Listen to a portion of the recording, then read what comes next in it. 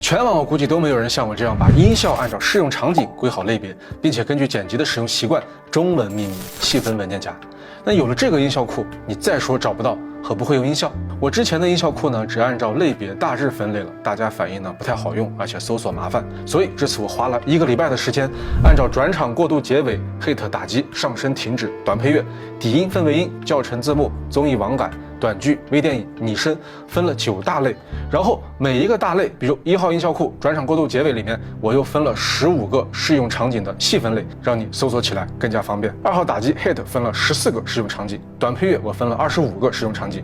底音、氛围音、环境音21个适用场景，教程字幕类有4个适用场景，综艺网感类有5个适用场景，短剧、微电影音效库呢有7个适用场景，拟声音效有6个适用场景。上升音效呢我没有分，因为我精挑细选了大家常用的上升音效，就够大家使用了。这些分类和总结呢，相较之前的音效库好用太多了，而且我经过一个一个试听筛选，剔除了40个 G 低质量和重复的音效，现在9大类只有不到60 G 的高质量常用音效。大家购买之后呢，我会每2周更新一次音效库，拍下后一定要联系阿娟助理，我会让它越来越强大，价格不变，下方小车。哦，对了，之前购买过的朋友啊，也可以找阿娟领取最新的音效库。